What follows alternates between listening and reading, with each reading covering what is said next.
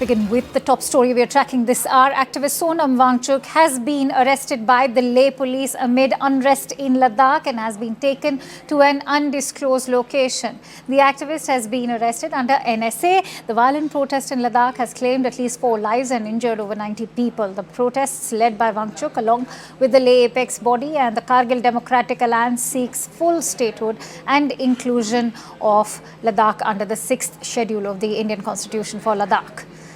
But the big story and the big turn to the entire story playing out in Leh is that Sonam Wangchuk has been arrested. Ishan Vani joins me with the latest information. Ishan, first of all, take our viewers through what were the grounds on which the Leh police has made this arrest, given that today we've seen the government crack down on his FCRA licenses as well. But what is this arrest based on?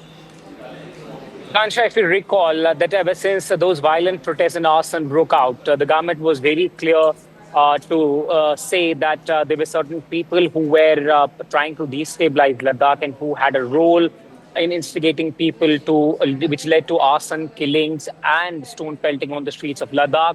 A scene which hasn't been witnessed for decades in the Himalayan fragile range. But Ladakh is one place which has been peaceful or about tourism, nature's beauty, and a lot of people travel there. But the scenes that were witnessed on the day were horrific. Difficult to explain that how clashes broke out. And then Sonam Wangchuk, even in the MHA press release, which was unprecedented in a way, that they had directly said that he was responsible and there were people responsible for that particular incident that took place in Ladakh on that particular day. And ever since then, it was very clear that the government is going to be very tough on anyone who has been remotely involved in creating ruckus in Ladakh, in destabilizing the area, because there were calls that once you have an area which has been peaceful, and there are 2 borders that Ladakh Union Territory shares. One is with Pakistan, and another is with the dragon on the border, that's China. And that is where, government felt the need that they need to crack down on any of those elements who have been trying to destabilize Ladakh. They felt Sonam was one of them. I'm so sorry to interrupt you there, Ishan. In fact, I'm joined in by Ladakh MP Mohammad Aneef joining us on the broadcast. हमारे साथ जुड़ने के लिए अनीफ बहुत बहुत शुक्रिया। पर इस अरेस्ट के बारे में आपके क्या ख्याल हैं? क्योंकि शायद सोनम वांगचुक ये एक्सपेक्ट कर रहे थे, वो कह रहे थे कि मुझे अरेस्ट से कोई डर नहीं लगता, पर जिस तरह का वायलेंस हमने पिछले कुछ दिनों में लेह में देखा है, उसके बाद इस अरेस्ट के लिए आपका क्या कहना है? देखिए, कल मैं लेह में था, इनफैक्ट कल रात तक मैं लेह में था, एलजी साहब से सबसे मैं मिला था। अभी मैं कारगिल में हूँ। ये जो सोनम वांगचुक जी का अरेस्ट का जो बातें हैं, मैं खुद जो है आप न्यूज़ वालों के ये थ्रू सुन रहा हूँ। एक ऐसा माहौल जो है कल परसों से एक बनाया जा रहा था सोनम वांगचुक जी के उसमें। मैंने कल एलजी साहब से भी मिलके यही उनको बात किया था कि इसमें फ्री एंड फेयर एक इन्वेस्टिगेशन होना चाहिए, टारगेट करके किसी को टारगेट नहीं करना चाहिए। जहाँ तक आंदोलन जो कल हालात जो लेह में वाक़या हुआ, उसको प्रोवोक या उसको मैनेज करने में मुझे नहीं लगता है कि सोनम वांगचुक इसमें इन्वॉल्व होंगे, क्योंकि हमेशा से जब से ये केडीए और एपेक्स से जुड़े हैं, प्योरली हमारे लद्दाख के मुद्दों को लेके हमने पिछले कई सालों से हम अपना प्रोटेस्ट दर्ज किया है, लेकिन बहुत ही पीसफुली। जैसे कि आपके यहाँ पे एंकर बता रहे थे कि लद्दाख का जो है स्ट्रेटेजिक इम्पोर्टेंट क्या है, वो भले बाती लद्दाख के लोग समझते हैं। हमने इस देश के इस इलाके को बहुत ही अमन के साथ, क्योंकि सिक्योरिटी का मसला है, बहुत ही संभाल के रखा है। बहुत अमन पसंद लोग हैं। कल का जो वायलेंस वहाँ पे हुआ, वो प्योरली हमारे जो नौजवान तबके हैं, यूथ से, बेरोजगार यूथ से, पिछले कई सालों से उनको रोजगार नहीं मिल रहे थे, रिक्रूटमेंट का मसले थे, आप ये कैसे कह सकते हैं अनीफ साहब कि ये प्रोटेस्ट पीसफुल थी? एक पार्टी, भले आप उस पार्टी के खिलाफ क्यों ना हो, उसका दफ्तर जला दिया गया, पुलिस वैन्स को जलाया जा रहा था। पॉलिटिकली बिल्कुल मोटिवेटेड गलत। इंसाइट करने वाले स्टेटमेंट्स बोले जा रहे थे मार्च के दौरान, रैली के कहीं दौरान। भी आपको नहीं लगता सोनम वांगचुक इस तरह का बिल्कुल भड़कावा बिल्कुल करने के लिए रिस्पॉन्सिबल है? सोना माचुक का आप कोई भी स्पीच उठा के देखिए, कहीं से भी प्रोवोकेशन का जो स्पीच है उनके वहां से मैंने कभी नहीं सुना। बल्कि पिछले जो 2 साल से वो जुड़े हैं एपेक्स के साथ, उसके बाद हमेशा उनका कहना है कि भाई हमें पीसफुली जो भी प्रोटेस्ट करना है, बल्कि वो तो गांधी के रास्ते पे चलने की बातें करने वाले हैं। बाकी मेरा यही है कि इसमें फ्री एंड फेयर इन्वेस्टिगेशन हो। जो भी इन्वेस्टिगेशन के बाद जो भी इसमें ये पाया जाता है उसको बिल्कुल लॉ के हिसाब से उसको सजा मिलनी चाहिए। जिस तरह का एक्ट कल ले में हुआ, जिस तरह के प्रॉपर्टीज को नुकसान पहुंचा है, ये कभी भी केडीए और एपेक्स की तरफ से इन चीजों को एंडोर्स नहीं करते हैं। हम कभी इजाजत ना आज तक दिया है ना देंगे। लद्दाख एक अमन जगह है, इसको अमन रखना हमारा फर्ज कहते है। हैं तो लद्दाख अमन जगह है, आप लोगों के हक के लिए लड़ रहे हैं, आप लद्दाख की स्टेटहुड के लिए लड़ रहे हैं, आप अपने ज़मीन के हक के लिए लड़ रहे हैं। तो आपको बाहर की फंडिंग की क्या ज़रूरत है? यूएन की फंडिंग की क्यों ज़रूरत है? आपको स्वीडन की फंडिंग की क्यों ज़रूरत है? आपको इटली की फंडिंग की क्यों ज़रूरत है? आप उसको जस्टिफाई क्यों नहीं कर पा रहे कि ये पैसा कहाँ से आया, क्यों आया? देखिए, जिस तरह की फंडिंग सोनम वांगचुक के अपने पर्सनल उन चीजों के, चाहे हायल हो चाहे आपके सिकमोल हो, उसके जो भी इन्वेस्टिगेशन हो वो गवर्नमेंट की उसमें उसको इन्वेस्टिगेशन करो। अगर उसमें कोई गलत पाया जाता है तो भले ही उसको ये दे दो, मगर जो आंदोलन से जुड़ा उन चीजों से हमारा कोई लेना देना नहीं है। हमारा जो मैं आंदोलन की भी बात करूंगी, मैं आंदोलन की भी बात करूंगी, पर आप मुझे इस फॉरेन फंडिंग का रीजन बताइए। क्या भारत के लोग मर चुके हैं जो उनको फॉरेन फंडिंग की जरूरत पड़ रही थी? हमारे आंदोलन के ना आज तक हमें किसी फंडिंग की जरूरत पड़ा है ना पड़ेंगे। हमने कहीं से जो है इस आंदोलन में किसी का फंड इस्तेमाल किया नहीं है। ये सोनम वांगचुक के जो अपने जो हायल है, अपने जो सिकमोल है, उसमें क्या है क्या नहीं है, ये इन्वेस्टिगेशन करो। सीबीआई एक हफ्ते से लद्दाख में है हनीफा जी, एक हफ्ते से उन्होंने सारी फाइनेंशियल ट्रांजैक्शंस को देखा है। वो कह रहे हैं कि बहुत से ऐसी इरेगुलरिटीज़ हैं जिनके लिए सोनम वांगचुक के पास कोई रीज़न नहीं है, इसीलिए आज उनका एफसीआरए का एक नहीं 2 एनजीओज के लिए लाइसेंस कैंसिल किया गया है। वो बिल्कुल इन्वेस्टिगेशन करना चाहिए। अगर इस तरह का गलत कोई का जो बाकी चीजों में, मैं प्योरली जो आंदोलन जो हम पिछले 4 साल से चल रहा है, तो आप देख रहे हैं नेपाल में क्या हुआ, आप देख रहे हैं बांग्लादेश में क्या हुआ, आप देख रहे हैं श्रीलंका में क्या हुआ, और फिर आप कह रहे हैं कि ये आंदोलन पीसफुल है अगर फॉरेन फंडिंग इन्वॉल्व है तो? बिल्कुल पीसफुल है। पिछले 4 साल का आंदोलन आप देख लीजिए, हमने कभी इस तरह की चीजों को इजाजत नहीं दिया है। हमने अपने हक के लिए हम लड़ाई लड़ रहे हैं और हमने हमेशा कहा है कि हम बातचीत के जरिए जो है इस मसलों को हल करने में हम। तो मेरा सवाल बहुत सिंपल है, ये आक्रोश ये कहाँ से आया, किसने पैदा किया ये आक्रोश? ये पुलिस की वैन्स को किसने जलाया? ये भारतीय जनता पार्टी के दफ्तर को किसने जलाया? परेशान है, फ्रस्ट्रेटेड है। जो इनमें से बहुत सारे ऐसे नौजवान हैं जिन्होंने पढ़ लिख के उनका ओवरएज हो के अब परेशान है कि वो रोजगार कहाँ से ढूंढे। तो इन मसलों को हल, मगर हमने हमेशा कहा है कि हम जो भी चाहते हैं, जो भी हल चाहते हैं, हम बातचीत के जरिए हम हल चाहते हैं। मैंने कई बार एमएचए में ऑनरेबल होम मिनिस्टर से मैंने गुजारिश किया है कि जो बातचीत का सिलसिला आप कभी बंद नहीं कीजिए। तो बातचीत का सिलसिला तो बंद हो ही नहीं रहा था। जिस दिन गुस्सा भड़काया गया है उस दिन भी एमएचए बैठने को तैयार था। 6 अक्टूबर को मीटिंग बुलाई गई थी, तो एमएचए ने कब कहा कि हम बातचीत करने से आपको रोक रहे हैं?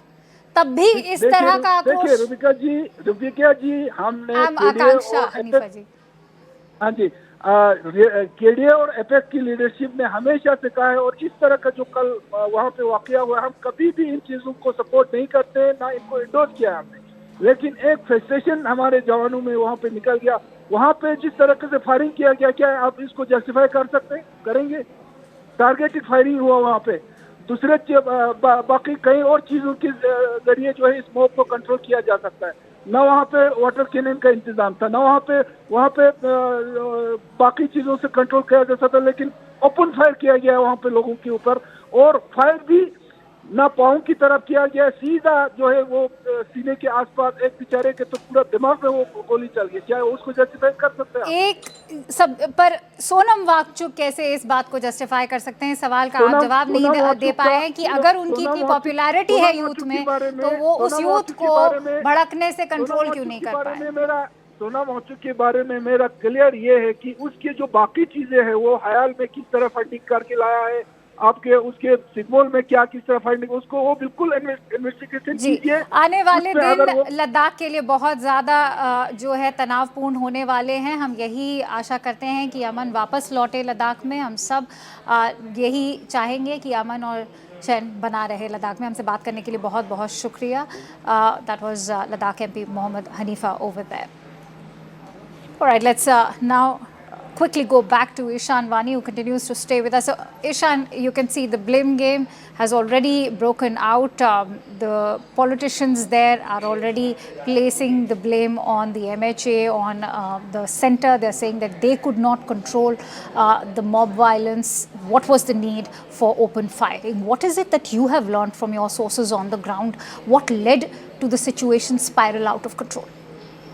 Oh, well, what we've been given to understand is that there were already, a lot of anger, and there were, also statements given by Congress leaders and also other activists on the ground who blame the center for not being non-serious towards this issue. And there are two versions of the story. Sonam claims that it was due to the sudden collapse of two of those people who were sitting on the hunger strike with him on the 14th day, which led to anger among those youngsters who had gathered there. And even according to him, monks and other women also were part of that group which hit the street immediately on the 15th day and created that scene and ruckus on the streets of Leh. Now, Sonam says that it was because of them fainting which led to it, but the government says that it's because of the provocative speeches that have been noted over the time, like the reference to Arab Spring, Gen Z protests in Nepal, and things like these, which agitated and further gave fuel to the fire. Stay with me, Ishan. I'm also getting in Shehzad Poonawala of the BJP on the phone line. Shehzad, we just spoke to one of the Ladakh MPs, Mohammad Hanifa, who's gone on record to blame the centre and, of course, the police there, saying that they were the ones who targeted unarmed protesters. What explains this kind of open firing? I'd like your reaction. I just heard your interview with that apologist of anti-India forces. Does he know that Sonam Wangchuk has advocated for referendum in Kashmir? Does he know that Sonam Wangchuk has provoked people into an Arab-style spring? Does he know that his own government, favorite government, Congress, in 2007, had also marked the anti-national activities and the anti-India funding that Sonam Wangchuk was receiving? Now we all know that there was a discussion going on with the apex body of the Ladakhis on certain issues, on which there were meetings supposed to be held on 25th, 26th and even on 6th of October. We are the ones who gave the UT status to Ladakh, which was demanded for a very long period of time. They wanted certain other things. The discussions were going on. But because this Mr. Wangchuk has been facing the FCRA investigations, and also he has done some ghapla in the land allotment that was given to him, and he built no university there. In fact, there was a dues of 3740 crore rupees. Because the action started on that, he started provoking the people. And combined with the Congress, this is not Gen Z Andolan. Akanksha, this is Gen C. Gentry of Congress had colluded with Sonam Wangchuk, and they were the ones who provoked this kind of violence. And instead of condemning it, they are actually justifying it, legitimizing it. Is it not true that the ST done? And at whose behest this man is operating? It needs to be known. And therefore, I think that today when Congress is siding with him, or these parties are siding with him, they are siding with somebody who wants referendum in Kashmir and wants to split Kashmir. How do you respond to the fact that they're saying that they are frustrated because the tribes there will not get the status under the 6th schedule of the constitution? This is something they are very self-assured of that is not going to come their way.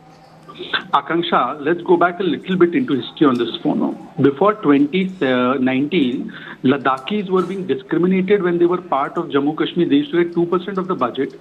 They got no importance. They did not get even a central university, forget anything else in terms of infrastructure. And then their one demand was union territory status. That was accorded to them. They were happy with the abrogation of Article 370.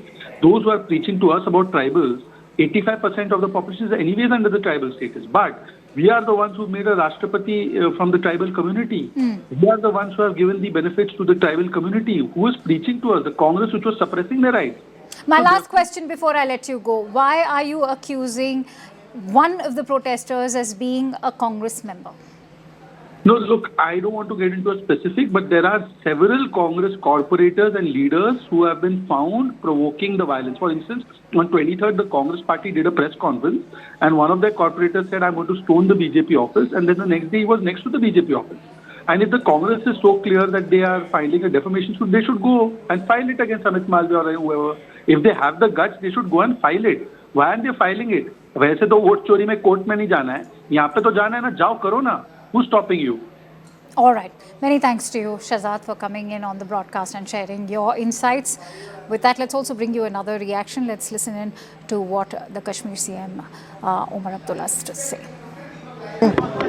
कि उन्होंने इस international event के लिए श्रीनगर को चुना और sports council और अपने कैबिनेट कुलीग इन दोनों को मुबारक करता हूं कि उन्होंने इस junior championship, Asian junior championship को यहाँ ऑर्गेनाइज किया। गिरफ्तार किया गया, चलिए अफसोस की बात है, लेकिन जिस तरह मरकज की हुकूमत कल से उनके पीछे पड़ी हुई थी, शायद ये लग ही रहा था कि इस तरह का वो करेंगे। लेकिन अब उन लोगों के साथ कुछ वादे हुए जिस तरह हमारे साथ हुए। अब समझ में नहीं आता मरकज की हुकूमत की क्या मजबूरी है कि वादे करने के बाद वो उन वादों से मुकर जाते हैं।